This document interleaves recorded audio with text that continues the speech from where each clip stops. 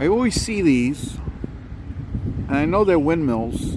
I know they're generating electricity with them. There's 5 of them, but I want to know more about them. I want to find out what they're really doing. How do they work? My mind works like that. My mind is very inquisitive. What are these? Where is that? It's a wind farm, but how much electricity do they get? How long have they been there? Ever since I can remember, or at least not ever since, but for a long time. Let's check them out tomorrow. Watch the sunset. But tomorrow, we're going to find out what's going on over there. Includes 14 towns around here. Your wastewater is going to make its way to us here at our facility. So we get about 28 million gallons a day, and we do a really good job cleaning it, and we use renewable energy to do that. So we'll talk today about the process, a little bit about the history, how things got to be the way they are today, and how we use renewable energy. So we'll talk about that in here, and then we'll take a walk around outside, put on our hard hats, and get to see what I've been telling you about, and stand under a wind turbine, and get the whole experience. All right. So please ask me questions as we go along. Don't be afraid to interrupt. Again, my name's Amy. So here's this diagram on the wall. It's a little faded. It's kind of old, but it's a sort of before and after shot. It's a little hard to see, but up in the top left corner of each side is the coastline, and then the ocean is in the bottom right. So you can see 1978. That was a snapshot showing some problems. I don't know if you can see the big black dots there. The black dots were small wastewater treatment plants. So back in the day, every town had its own little wastewater treatment plant. So the dirty water would come in, it would go into a big tank, and the solid stuff, you can think about what that is, right? The solid stuff would sink to the bottom, and then the water would get discharged into whatever water body was nearby. Thank you. And around here, that's the bay, and the bay is really very environmentally sensitive. So all that red area there is where it was prohibited to harvest shellfish. I don't think it's actually saved. You're doing this last, or? Yeah, which in yours, I did. Well, you might be missing the. So I just saw it come back. Okay, thank you. You couldn't harvest shellfish there. You couldn't harvest shellfish, so there was a lot of pollution. All right, because shellfish, clams, and oysters and stuff, they're filtering the water, they're getting their nutrients from that, but they're also absorbing their bad stuff in the water, so they're gonna take that in. So we were not able to harvest any shellfish. It's probably not a great spot to be swimming or water skiing or anything like that. So it's not like anybody had been breaking the law prior to the 1970s. But the laws were different, right? We're very fortunate that in the early 1970s, we had federal legislation, the Clean Water Act was passed. So that did a lot to protect waterways, because it wasn't just here where we had some problems. It was really all over the country, not just, Atlantic County, not just New Jersey, but really across the country, there was a lot of issues with pollution. I do have a question. Yeah. I recall at some point way back, the beach water quality, somebody had like either a breach or like there'd been flooding, or somewhere along the New Jersey coast there had been wastewater at beach water detected, and there was bacterial levels, whatever. So this is part of management of that, So our job here, taking care of, right, yeah, and, but there is weekly testing that's done in the ocean, by the health department, both in Atlantic City and Atlantic County, for the different towns. Those samples actually come here. We have a water treatment, or water testing laboratory, And besides using the lab for testing the water, taking samples through our treatment process, they also do other things like testing the ocean water. And ocean water's I just in pretty know good that shape. Yeah. It damaged tourism for a short period of Sure. time, and it's not favorable to like No, for state's anything, right? revenues. Yeah. So, and that's another good point about, what was going on there. You can't Can't do fish, commercial you can't fishing, people don't wanna be recreate. here, right. So the Clean Water Act was passed, that was great because it really raised the bar for wastewater treatment plants. So instead of, the rule had been 54% removal, not much really, and it boosted it up to 85% removal as the minimum. So we're above that, we're in the 95 to 99% removal all the time. But so what happened then when they put the new rules in place, it's really kind of costly to add the treatment steps to be able to do a good job. So there was a lot of regionalization of wastewater treatment plants. So we don't have all these small ones anymore. We have one big one here that has the extra steps for, so we can do a good job cleaning the water. But all those little wastewater treatment plants, they already had the pipes coming to them, so they became pumping stations, and just we were able to direct things from there to our facility here. So over here, while it says 1990, it could really say 2025. It would be very similar. Here we are. So we've added treatment steps, and now when the water's really clean, it goes out to the ocean, not into the bay. So it makes a trip. It's about 6 miles from here. It's gonna travel, and then it goes 1.5 miles off of the beach too. So that's what happens. I don't know if you can see it, but there's still some area here that's red. And like I said, if this was 2025, I think you'd still see that red area. Anybody guess at what that might be? What might cause that? It's not a hole in a pipe. River? Pardon? The river discharge? Like Tourists? Oh, that's tourists. Well, it really is. Hi, welcome. Hello. How are you? I have a spot here if you don't mind signing in. And if you don't mind. But that's from that red area there is from stormwater. So when it rains and the water washes over the roadways and sidewalks and things like that, it's okay. You know what? We can take care of it after it's tour. Okay? Or is it? It's okay. We'll do it. We'll do it. Oh, you were. We'll do it now. That's fine. So when it rains, the water's washing over things. It's picking up little bits of pollution. And that's really hard to control because it comes from so many places, right? Even when, it comes from, if you've got a little oil leak from the car, or somebody's walking the dog and they don't pick up after the dog, right? Even braking, when you're braking, little pieces of your tire come off on the road. So all that stuff is gonna wash down those storm drains that you see in the roadways or parking lots, and those are not connected with the sewer system. So that's gonna go right out to the nearest body of water. Yeah. So all stormwater is not treated, or is it just if there's a Correct. big So storm? In this area, stormwater is not treated. Okay. So there's some like older cities like Philadelphia and Camden Mhm. where they have a combined Yeah, sewer I think in New system, York also. which sounds like a good idea until there is a big storm. Exactly. And then it's the sewage that goes Sandy out. did that, I remember. Yeah, Yeah. so that's a big issue here too. I'll mention that now.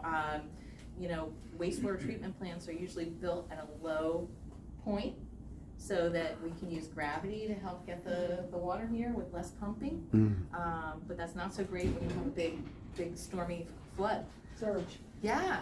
So You need like a backup, yeah, well, a backup with a lot of rainwater. it's tricky. It's tricky. So when Superstorm Sandy came through here, there was so much flooding. We came within about 6 inches of the top of a tank. But thank goodness for engineers, because when they design a wastewater treatment plant, the lowest spot is where the cleanest water is. So in the treatment process. So one of those tanks was in our secondary. The water in there was almost clean. but we did take advantage of resiliency funds, and we constructed a seawall around our facility, and we have portable flood barriers, so we can hopefully, be a little more prepared next time. So you would contain it and then reclaim it, like, Wait for it to yeah, go away. Yeah. I got you. But there are other wastewater facilities in New Jersey that just were not as lucky as we were, because it's just a matter of how much water comes at you. So how do we treat the water? Once it comes in here, it's going to go first into this little building over here where we have bar screens. So Where's that? this little building right here by the wind turbine. Uh-huh. And inside the building, there are these machines that the water's gonna go through. They have bars that are about an inch apart, and that's gonna catch all the big stuff that shouldn't have got flushed down the toilet. Okay, so sometimes like little kids will try and see if their toy goes down there. Things get dropped into the toilet by accident or on purpose. So that's where you collect the Legos. Yes. So here's actually some things from the bar screens. Excuse my reach here. We have some things that should not have ended up in there. Looks like some collectibles in Yes, right. Nothing you actually want to have again. No. there. I don't know. The Simpsons. Toys. Yeah. Gosh, so many toys. And there's some stuff in here or other stuff that I wouldn't want to show you. Well, a lot of what we removed from the bar screens is wipes. Those flushable wipes. So Diapers. important to remember, nothing but toilet paper should really go down the toilet. And the flushable wipes, I really wish they weren't allowed to say that they were flushable. I mean, technically, I guess they do flush, Right. but they cause problems, huge problems for wastewater treatment plants all over the place. There's actually a picture on the wall here, I don't know if you can see it. This is what they call a fat bird. So wipes and that kind of rags and stuff like that get all bound up with grease that goes down the drain too, and it really causes these huge blockages. So pretty disgusting. But that's the first stop. We want to catch all this stuff that shouldn't have gone down the toilet, so it doesn't mess things up during the treatment process. And then the water's going to go onto the primary clarifiers. There are the big tanks in the middle. And just like the old days, that's the first step for wastewater treatment. So the water's going to sit in there nice and calm, and the solid stuff gets to sink to the bottom. But we know that that's not enough, right? We have to do more because there's little bits of waste that are still suspended in the water. And we can let it sit there for a really long time, but it's still not going to settle out. They're just too tiny. So then the water moves into the aeration basins where we churn the water up. There's like these propellers right under the surface of the water. It's adding oxygen. And the reason we do that is because in there's all these bacteria. And it's like a natural part of the wastewater process. We don't order them special. They're just part of the material that comes in. But in the aeration basins, we can kind of manage how much bacteria is in there. So we want them to be hungry, but not starving, so that when the water gets in there, they go to work, and they're gonna gobble up the waste. So we keep them happy, we give them oxygen and food, and they get jostled around. They're eating, they're reproducing, they're growing, and they're actually forming big clumps in there. They stick together. And so after time in the aeration basins, then the water goes over to the secondary clarifiers. Again, big tanks. And now it's the big clumps of bacteria that are heavy enough to settle out to the bottom. So the bacteria has consumed all the waste, and then that bacteria is removed. So now the water's pretty clean. We're just gonna use a little bit of sodium hypochlorite, which is basically bleach. Just a tiny little bit to take care of any pathogens that might still be in there before the water goes out to the ocean. Is the bleach doing damage, or is it just so small amount that it doesn't? What's that? The bleach is. Oh, no, it's such a tiny amount that by the time it gets out there, I think it's even, it's not even measurable. Yeah. Seawater also has a lot of sodium bicarbonate in it, which is a natural buffer, so it converts the bleach products back to water. Excellent. All right, please add anything else there that that you can. So, yeah, so all along the process though, we've been removing waste. So what do we do with that? We actually have an incinerator here. We have a big furnace, one of 5 in New Jersey for sewage sludge. And so it's a multi-hearth incinerator. Before the sludge or biosolids go in there, we want to thicken them up and we put them into a centrifuge. We're going to sort of spin out as much water as possible, because before we burn it, we want it to be as dry as can be. So, so by the time the biosolids get in there, it's the consistency of modeling clay. And it goes in the top, there's a big arm that pushes things around, drops down to the next level, big arm, down, down, down. By the time it gets to the bottom, it's been reduced in volume by 90%. So we start off with a lot and end up with a smaller amount of ash. Just like, you have a campfire, you got these big logs you start out with, a little pile of ash at the end. And the ash, we actually use it over at our landfill as cover material to cover up the trash. So, so that's the process in a nutshell. Any questions? Yes. What temperature is the incinerator burning at? Ooh, it's maybe like 1400 degrees. We can confirm that with someone here. That's an important job, managing the incinerator. I had a question. Yeah. What does the dinosaur do? Oh, he's keeping an eye on things. Yeah. Would it be better, considering the environment, would it be better to landfill the biosolids at this point rather than burn them? Well, we have really, and when we go outside, I'll point and you can look. New Jersey's got some really good environmental protections, and we have a scrubber system that's going to capture the particulate, so you won't see stuff coming out of the stack. So it's a pretty good process. I think there might be a rule about not putting sludge into the landfill. But there's other places where they ground apply, although that's been stopped in Maine. They said no more of that because they've found like the PFAS, those forever chemicals in the sludge, so that goes into the soil. And so, there's no real great, perfect answer for it, but this is working for us. And we actually do get sludge from other facilities. So I live out in Hamilton in the western part of Atlantic County, and we have our own wastewater treatment plant there. We're not part of the system here. So once we clean the water, we don't have anything to do with our sludge. So it actually comes here, and that's extra revenue for the ACUA. So we've gotten sludge from like Connecticut before, so sometimes a wastewater treatment plant, they'll be down for some repairs or something like that, and they need a place to, the stuff still keeps coming, so you can't really stop that. So all these pipelines are interconnected?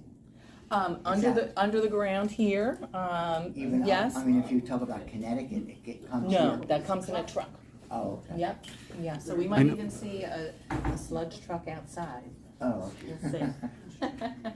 I know in New York they put them, they ship it to one place within the boroughs, one of their facilities, and then I think it ends up in the digestive eggs. Yes, so there's in Astoria. there's anaerobic digestion too. Yeah. And that would be a kind of that's another way to manage Another method. Yeah. So that's going to create methane that can be. They reuse the methane for their own vehicles, I believe. Yeah. And we're going to be doing that at our landfill. So, and we run our trucks on compressed natural gas. Oh, same thing. Yeah. I have one further question Yes, about please. the incineration. So a sludge incinerator is very specific, I think, because we got a trash incinerator plant in our county. It was expensive, and it was a lot of arguments back and forth about whether, and then once they built it, it was a requirement that the trash haulers use it to keep it, landfills down, and costs for building it, to start working through the.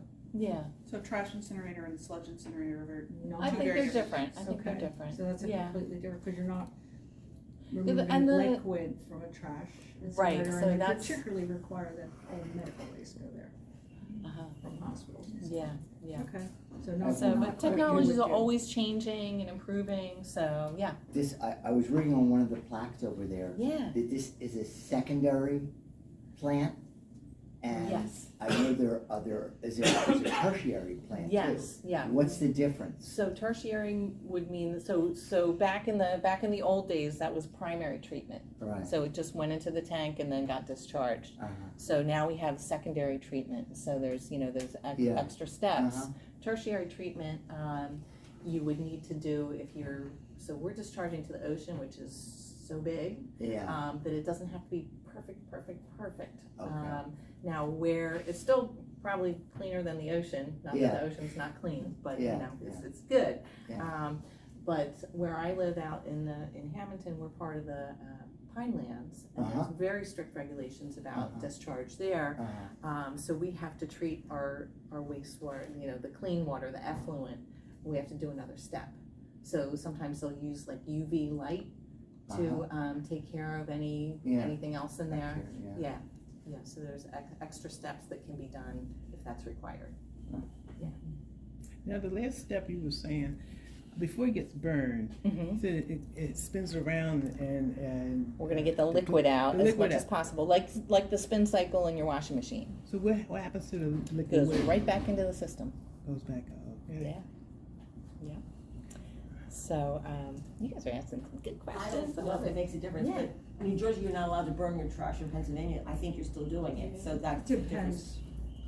Fire hazard, when we're dry, we don't. All right, so let me give you some info on how we're using renewable energy. So we got these 5 wind turbines. They've been here since 2005. End of 2005, they came online. And they're here because really somebody from the electric company stopped by here, before that, and just kind of planted the seed. They said, you guys ever thought about wind power here? Because you go to the shore, it's windy. It's windier than when you're at home, inland. And we use so much power here. We really do. This treatment process is very energy intensive. And our customers are the 14 towns that are around us, and we are always looking to do things more efficiently, more effectively, keep our costs down.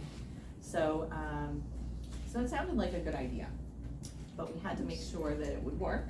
So we set up a big tower for a full year so we could gather data through all the seasons on the wind. And sure enough, it's windy enough, so we could have the wind farm here. Then we had to figure out how to do it though, because it's expensive too, it's costly.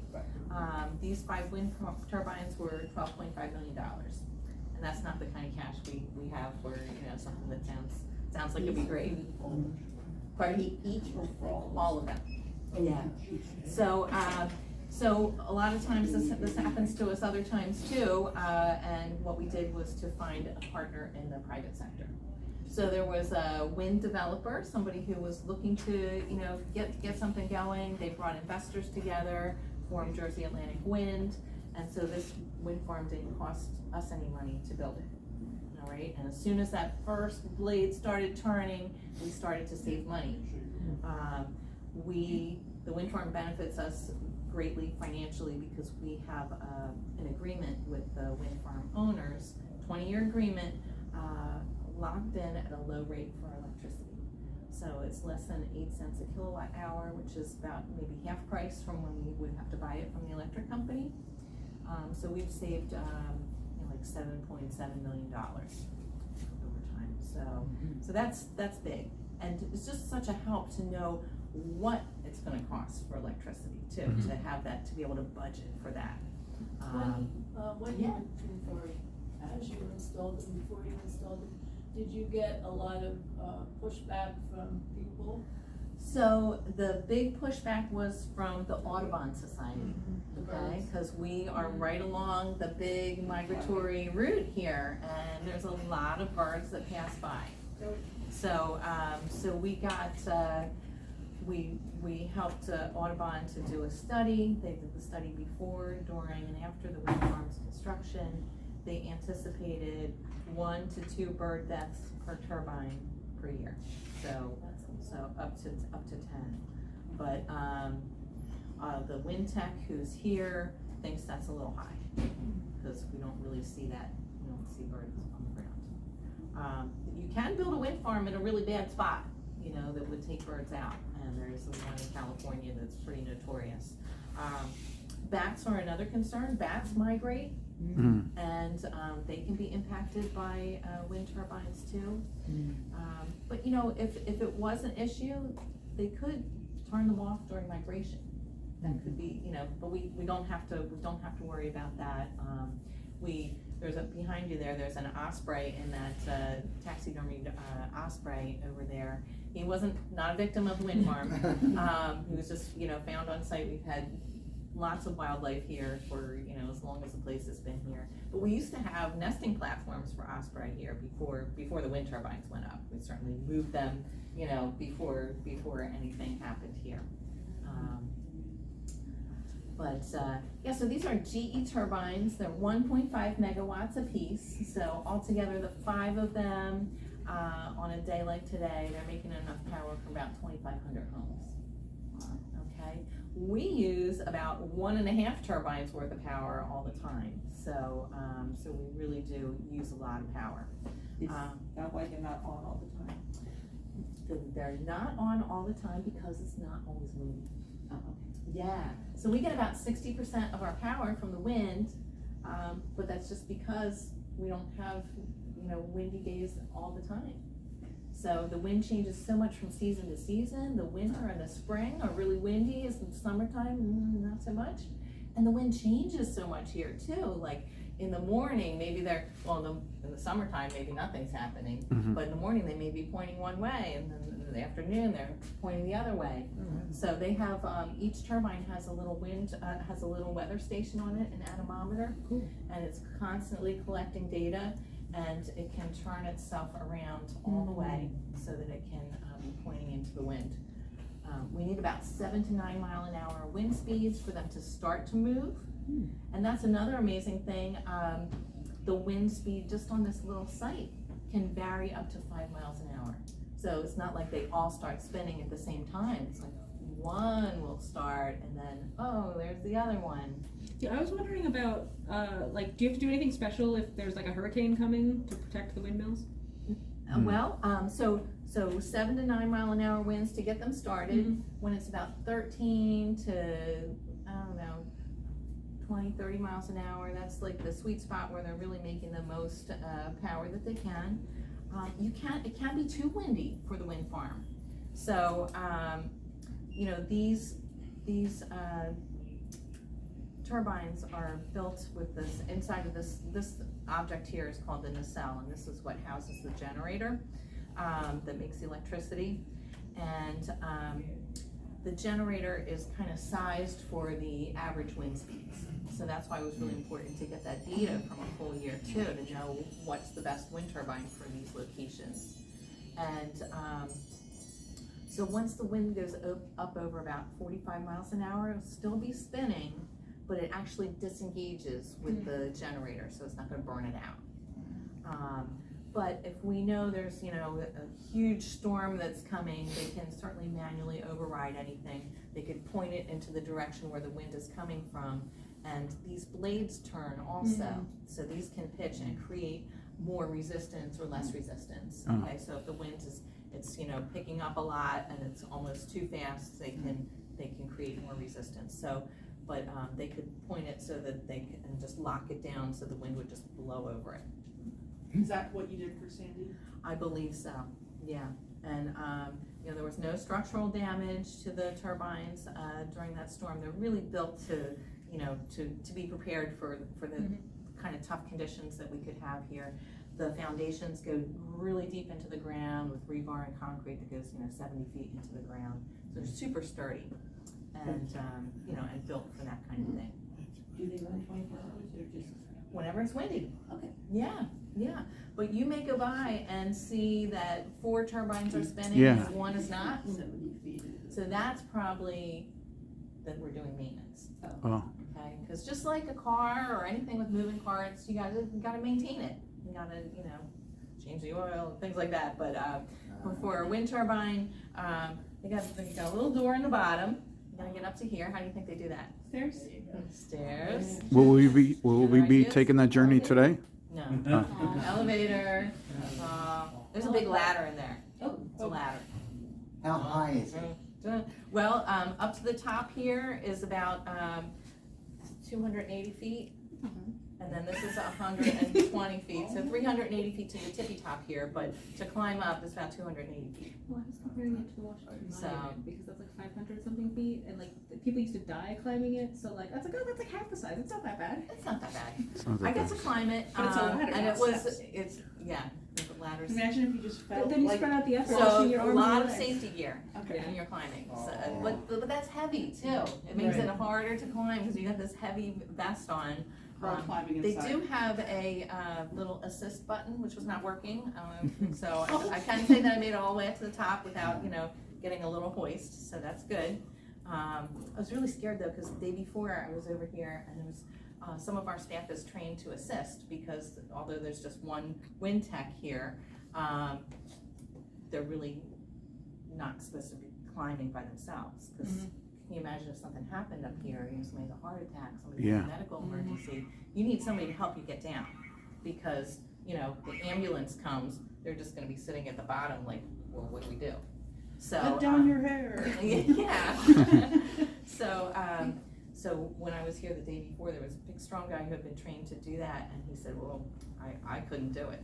I'm thinking, oh man. But he couldn't do it because he felt really claustrophobic in here, because it's kind of confined space. But yeah, so you climb up, there's a spot to rest. This column here is actually in 3 pieces, 80-foot pieces, and there's a little landing at each spot there.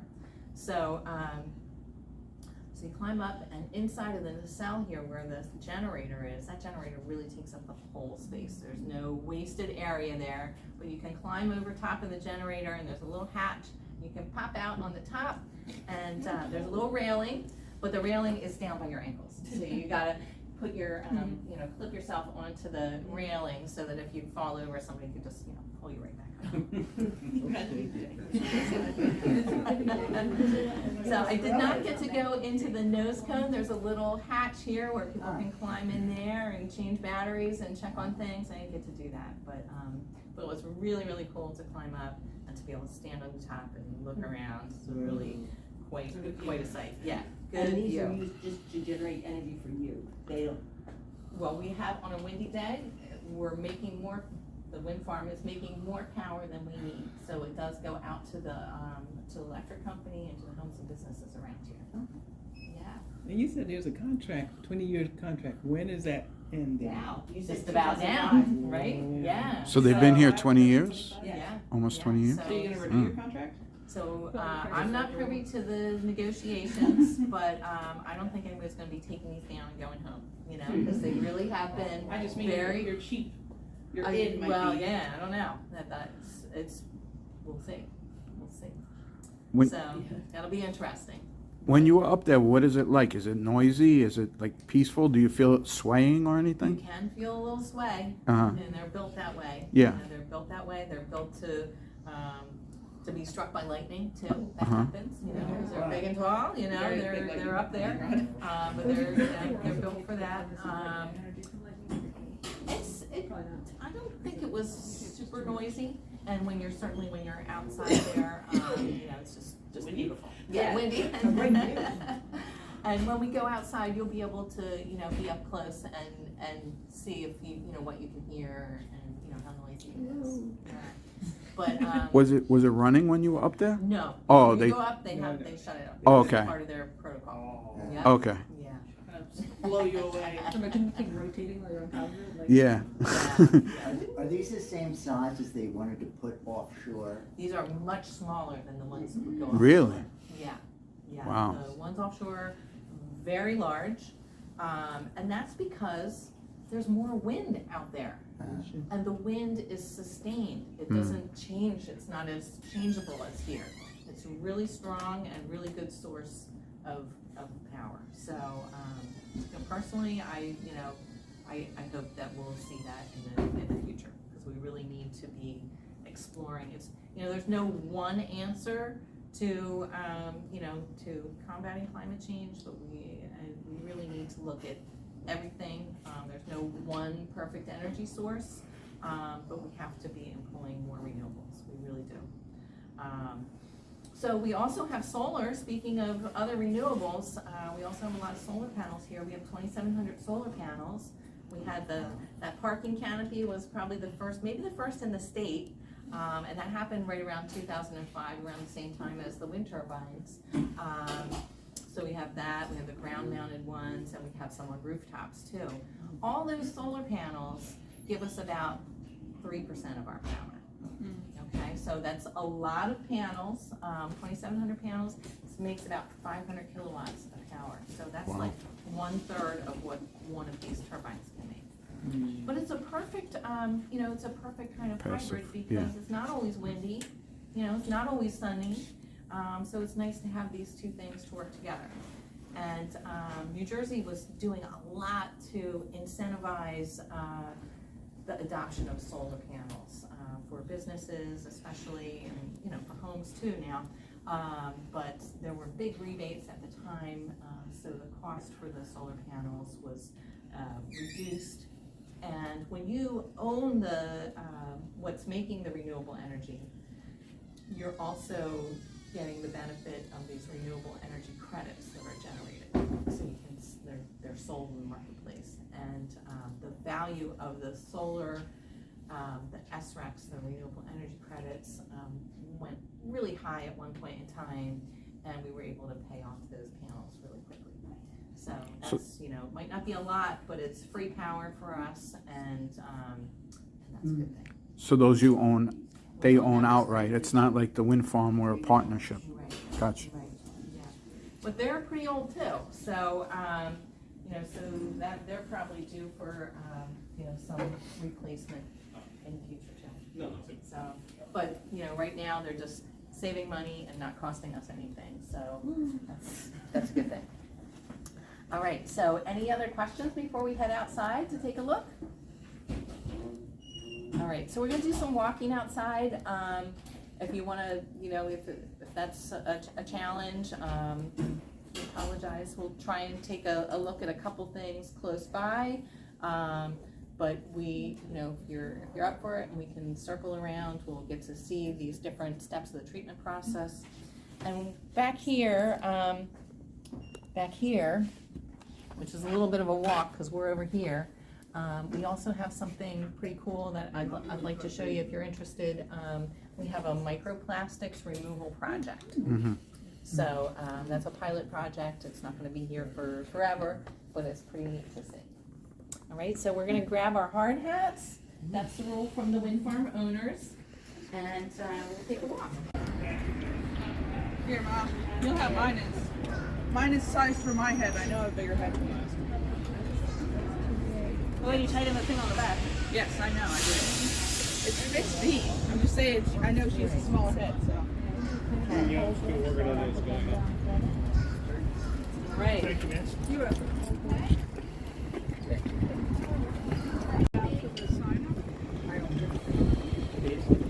mean, I noticed it a little bit, but not too much. There's days where it's definitely worse, and of course, you know.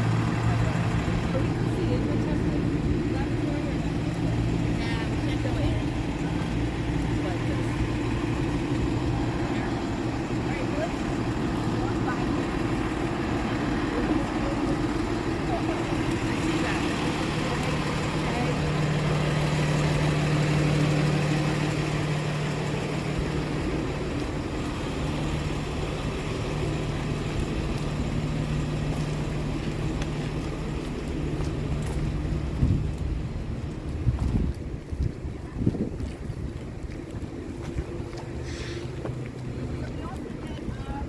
Septic companies, when they put out septic tanks, they're gonna empty into our system too. So you're not part of the sewer system. Are you guys in, do you have a septic system? Yeah. Okay. If it ever gets cleaned out. Come here.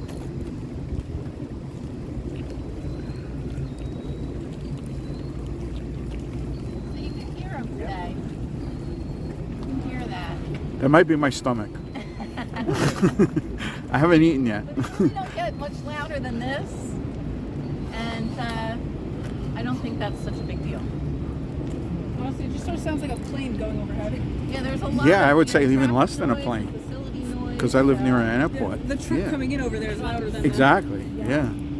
So, before this was constructed, there weren't any other wind farms around. So, this is a really good spot because we don't have neighbors right here. But we do have neighbors right across the way in Venice Park. And so we wanted to make sure that they were okay with having the wind farm here. And we actually took them on a field trip to another wind farm so that they could stand underneath the turbines and see what it was like. Because they thought, wow, it's going to be noisy. Is it going to blow the smells over? What's going to happen? So that was helpful to take them for a tour. I'm going to check in with these guys back here.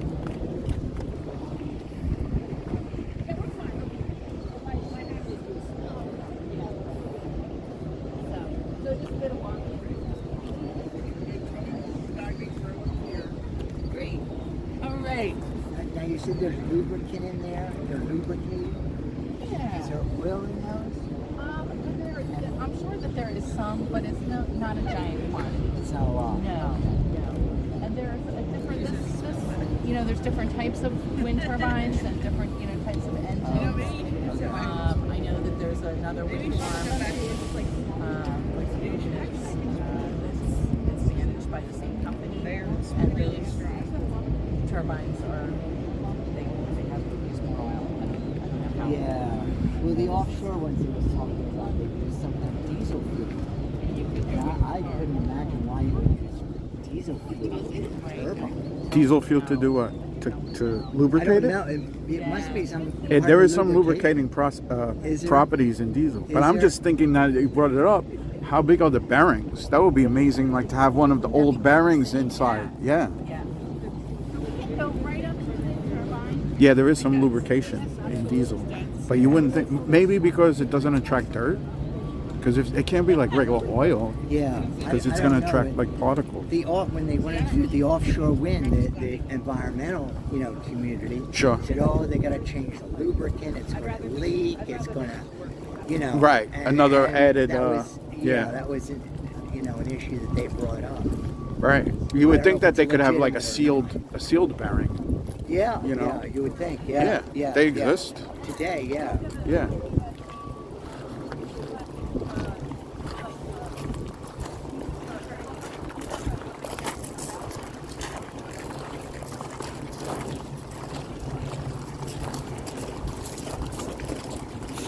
You brought me back to my two-stroke diesel days. Oh. Because it's cools. They use it to cool, clean, and lubricate. Diesel fuel. Diesel fuel, yeah.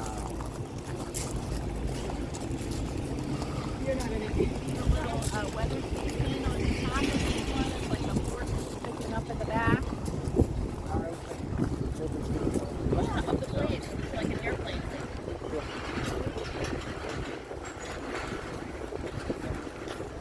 So a couple times a year, there's a team of wind techs they travel around to different wind farms. They'll spend like a week here, maybe a day on each turbine, and they'll go in and really check every bolt and do a very thorough overhaul.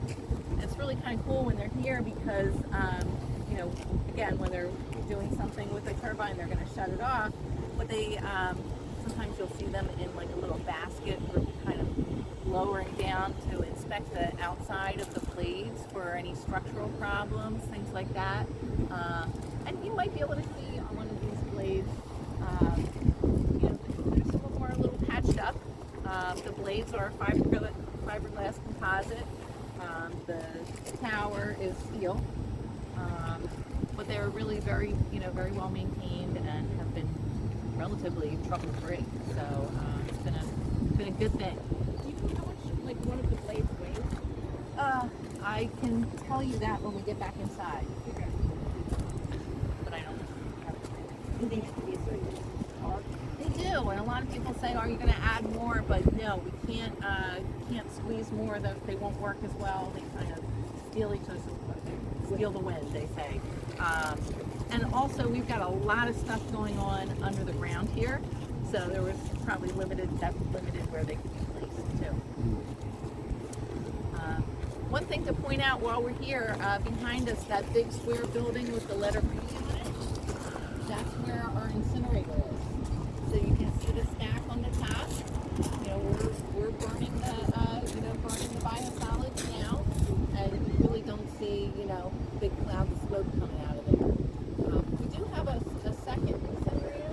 We've got to have a little bit of redundancy here because we have to clean out the incinerator a couple times later. So it takes about a week for it to cool off so that somebody could go in there. And our backup one takes about a week to heat up. But that's what happens then, is that they gotta clean everything out and get to go inside the plant. It's pretty cool. The incinerators run 24/7. Yep. Is it on gas? Yes. Is it gas? Yeah. Yep. All right. So should we take a look in one of these tanks? These are the primaries, and so this is the first. And this is the J building where the first ACUA over there.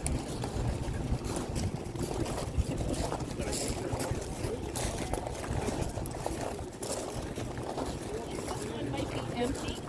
So just said we get about 30 million gallons a day, but we're really permitted for 40 million gallons. So we're not at our capacity, but that's good because, there's room for growth. And it's also nice because it's not so challenging when we have to take a tank offline to do some maintenance or repair work. So let's see, I think this one looks like it's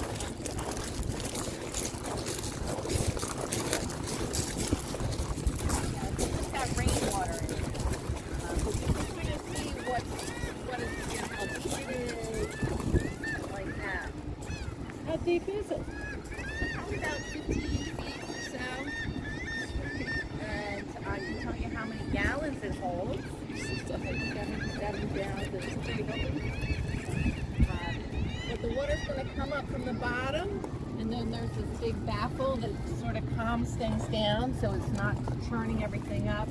Water's going to sit in here, and then this arm moves really slowly. And at the bottom, under the rainwater there are these sort of squeegees that go across the bottom and push the solids to the center to be removed.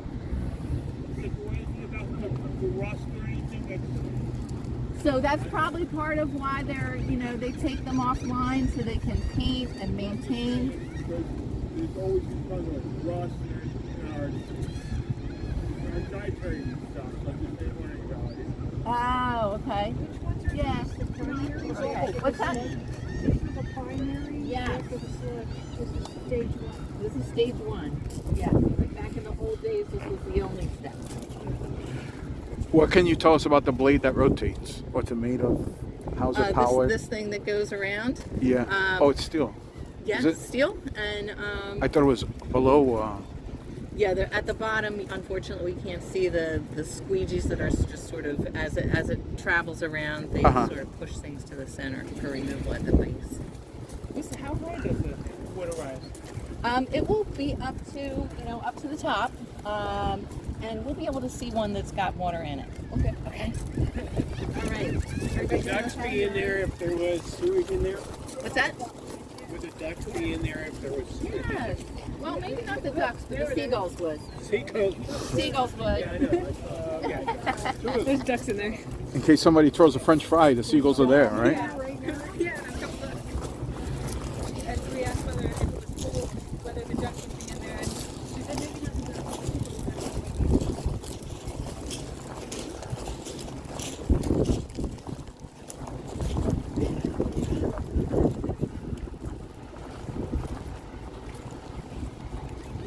Very fun.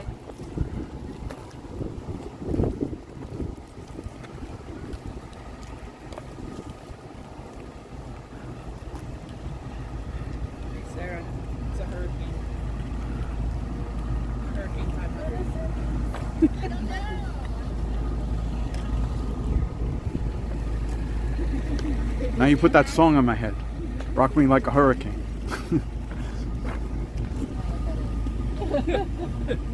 It might be thickener. They bring out big bundles of stuff caught in the sluice. They bring out big bundles of the stuff caught in the sluice. Screens. On that gets, nah, that's automatically, the automated system now, it used to be like scraped off with the drink and put it into a dumpster, but that goes in like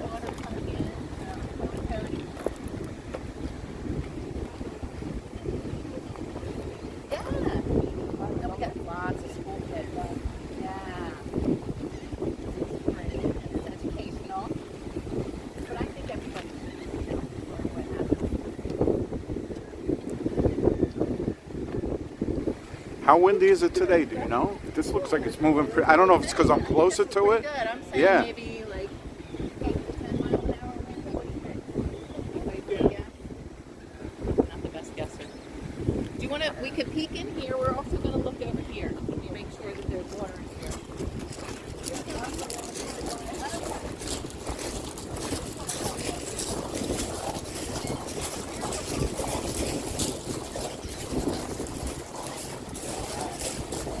Oh, wow, yeah.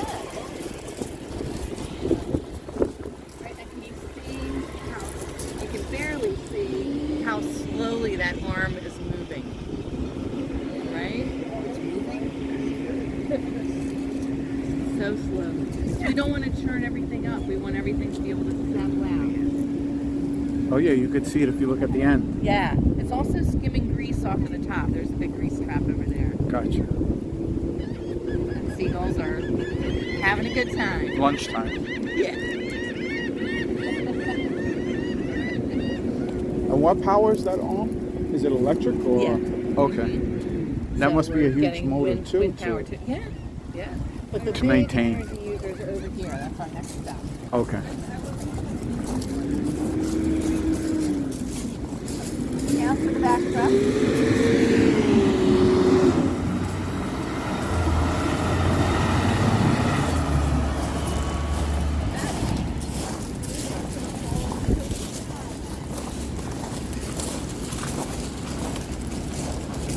These are the aeration pieces where the water's getting turned up with bacteria.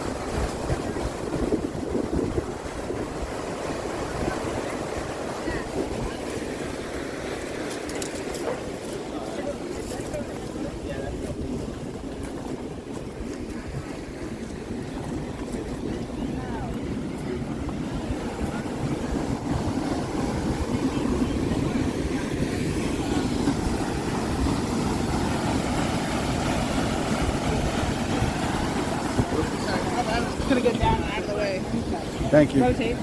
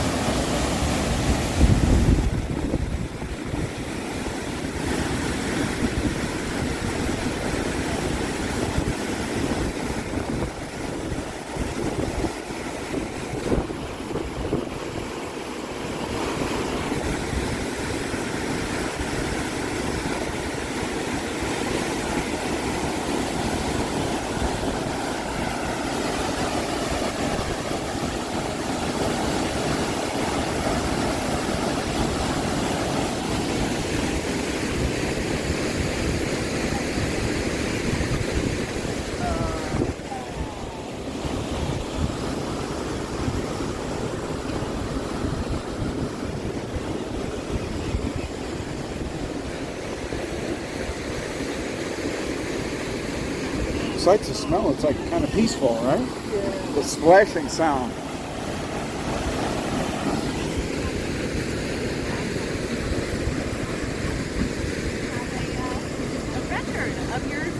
So it's coming out like that to stir it up? Yeah, we gotta get oxygen in there because Gotcha. the bacteria need oxygen just like we do. Yeah. Okay. And but we are going to do something. I'll tell everybody we're going to do something. We're going to make a change to that system. Oh, so you got to come back. Yes, That's good. right? That's like the cliffhanger. Yes. So, with those buckets so high, how does it turn over stuff from the bottom? Ah, good point. So we're going to get a quick picture. And then I'll tell you guys about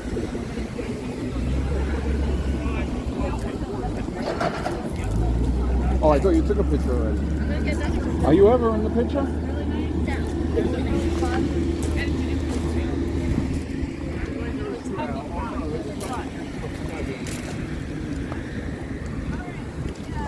I'm on that. Good. I'm just the right height.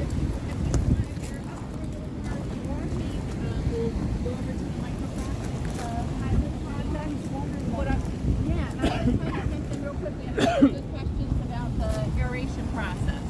So we're getting ready to overhaul these tanks.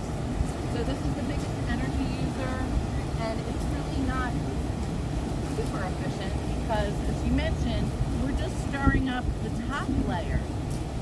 So what we're going to do is replace these impellers that are right under the surface with a bubbler system. So a pipe at the bottom that's going to force oxygen up from the bottom, uses a lot less power, and it'll do a more thorough job. It'll get the whole column of water. And we don't know if we came up with that on our own or if it was part of, we were selected to work with under a grant for green hydrogen.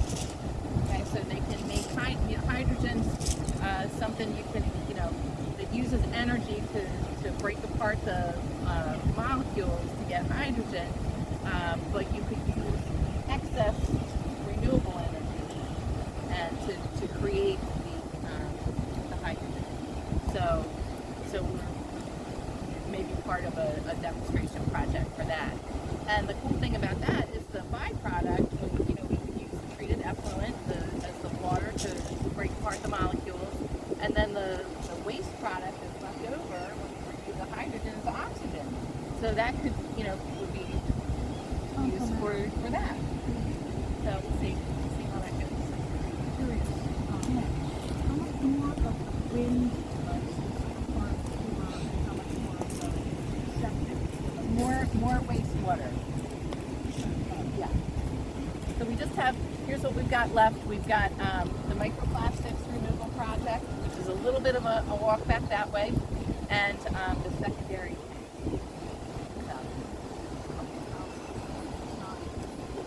Sorry. Okay, no problem. All right. You said you handled 40 million gallons a day? We're Rated. That's we're permitted to do that.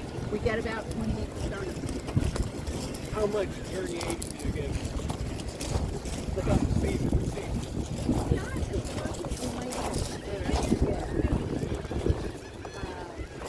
Yeah, there's definitely an increase in the summer. You know, our good part of our service area, they're year-round. That's what I was going to ask you. Do you notice certain days or certain? Yeah, and you know, Atlantic City Super is Bowl. the biggest, yeah, right? That's what they say. They say. The day after Super Bowl? But yeah, it's not a big deal. During storms, we do get an increase. Of course. Just because even though we're not connected with the stormwater system, there's a lot of infiltration. So it goes in through the manhole covers and things like that. So, But has there been a time where you ever exceeded? maybe during a big storm. Big event. storm. Yeah. Yeah, lots of wildlife here. I saw that driving in. The turtles. I was looking for turtles. Oh, yeah. I don't know if it's really big, the height Visible? of the turtle season. Oh, okay. So one thing I didn't mention is battery storage, right? We talked about how we get about 60% of our power from the wind. We could really be 100% renewable if we could capture the extra power on a day like today and use it later. So we do have a big battery. We're not going to walk all the way over to that because it's really just a shipping container and it's got batteries in it. But that's a 1 megawatt battery, which is, you know, a fair amount of power, but for us that would only keep us going for like 10 minutes. So it's really just a demonstration, just to show people that, you know, this is something that's coming, and that would be a way to, you can hang on to that power for when you need it. How about as far as storage for the solar panels? So we're just using that Ah. as we need it, yeah. Uh-huh. It's such a small amount. Yeah. For a place that's supposedly dangerous for birds, you have a lot of birds. I know. There's a ton of birds here. I guess they didn't read the sign. Yeah. Well, the stupid ones maybe already died. They didn't get the bad. These are smart birds. They know, hey, don't run into big habits as far as like how high they can fly.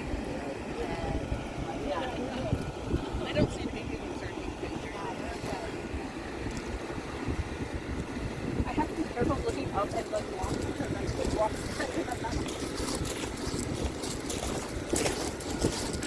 don't know how to walk.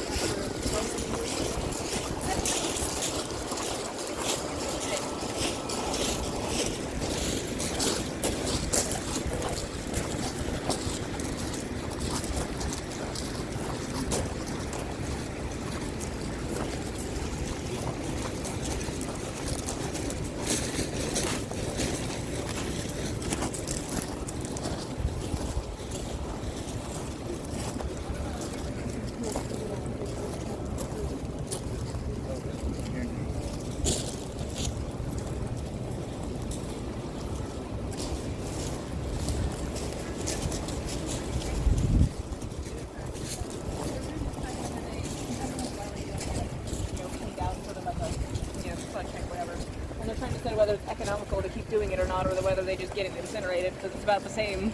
So can we look inside, look at this? So I just wanted to get everybody together here to give you a little introduction. So you guys know about microplastics? Like when plastic doesn't really go away, it just breaks down into tinier and tinier Just started to pieces. hear about it. I Yeah. just started to hear about it. Well, they're everywhere, and they're inside of us. Yeah. We eat about a credit card's worth of plastic every week, Wow. and we've got about a plastic spoon's worth of plastic in our brains. Yeah. So, not good. And, you know, any way that, but it's really hard to capture the microplastics. They're tiny. They come in, you know, through the wastewater. When you wash your clothes, you know, have polyester or anything with synthetic fabric, little tiny bits go down the drain, and they're in the water. So we were approached by some really smart young people who graduated from Princeton, and when when they were doing their thesis, they learned about microplastics. They got really concerned about it, and they formed a company and developed this system for removing microplastics. So they were looking for a place to try it out, and I said, sure, come on over.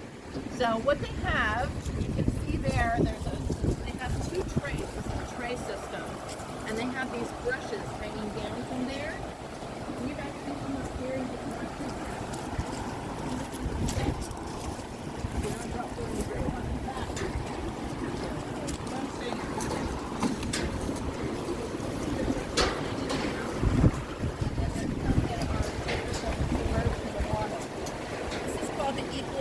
Basin. So this is clean water, but it just hasn't been pumped out yet. So it's moving in and out of this throughway here. And as it goes past the brushes, they attract the microplastics. So the microplastics stick to the brushes. Then they can lift up the trays and use these tanks here to wash them. There's just a little detergent in there, it's agitated, and then they have filters that can capture the microplastics that are washed off of the brushes. And they send those to a lab where they get upcycled. There's some kind of enzymatic process, so enzymes are the plastics. But so they're trying everything out. What's that? They could get what? Get rid of all of them? I mean, it's a big job. But, I think anything that we can do is a benefit, and a wastewater treatment plant's a pretty good spot for it, So do you know what your percentage is of getting the plastics out? I think they're still in the data gathering, process. So, I mean, I don't know how, I'm not sure. Okay. I'm not sure. So not percentage-wise, but do you know how much they collect per day? I mean, I've seen like numbers, but I don't know how tiny they are. So if Uh-huh. you have like 600,000 pieces or something. I don't know if it's like. Oh, okay. much, I didn't know if they like weighed it or something. Yeah. So they just started doing this in the fall. Oh, okay. So it's new. So they've got some more data to collect. Yeah. Yeah, take a look over here. There's some cool stuff. And what is this water here? This is the treated water. It's clean. It just hasn't gone out to the ocean yet. How will it get to the ocean? It gets pumped out from the Okay. big pumps in this building. How many acres is this?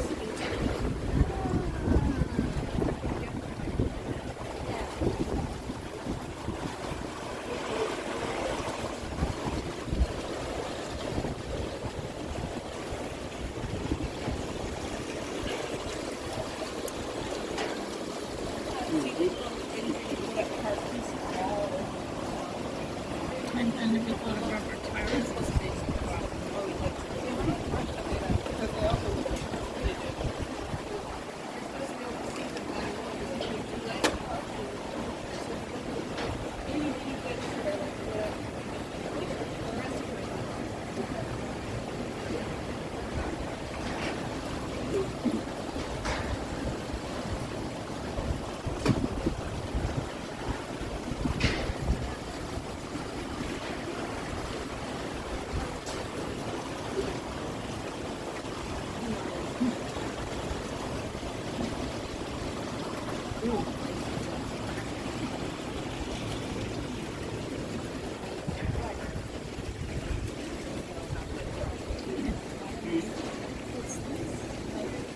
Plastic.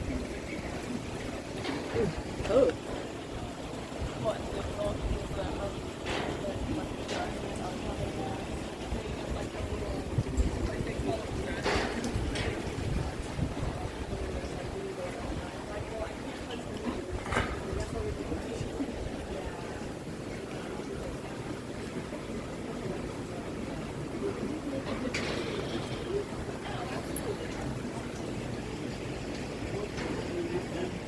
Thank you. How they, have been changing and working on that. Types of,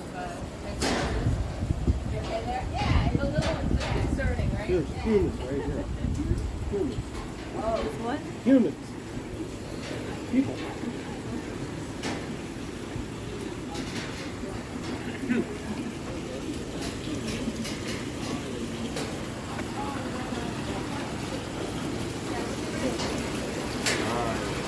there that I didn't catch.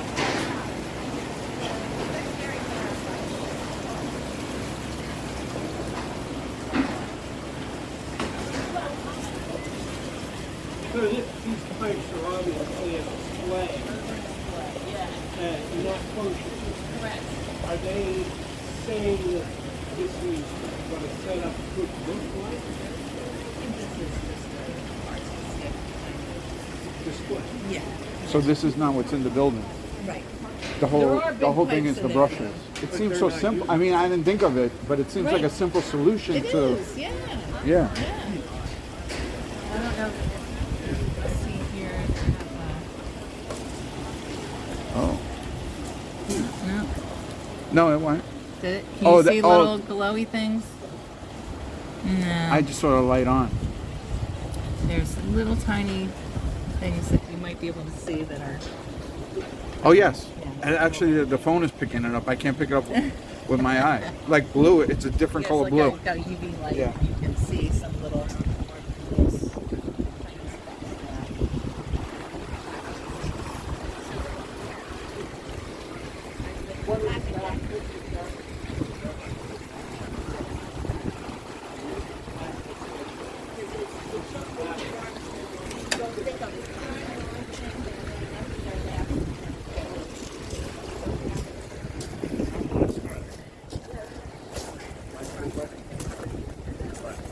So far, what they found would be that.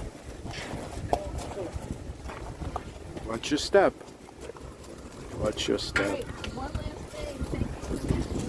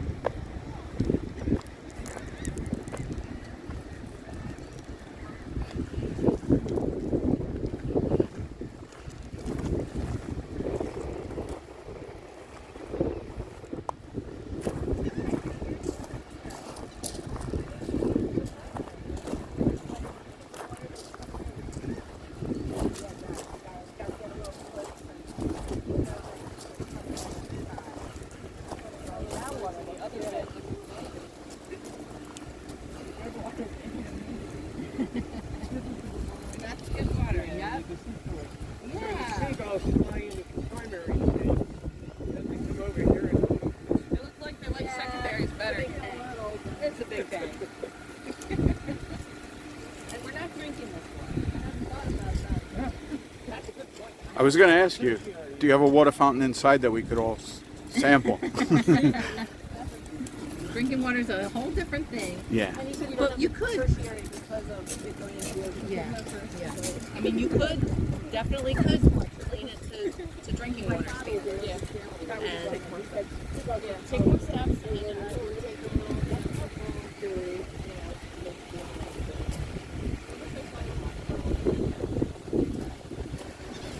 I mean, hey, they talk about we're all drinking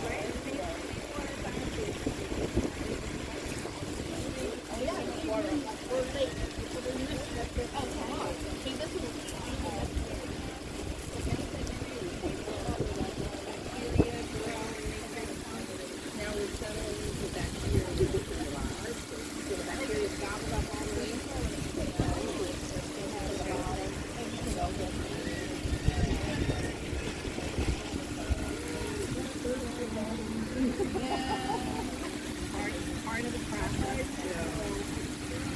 the chlorine?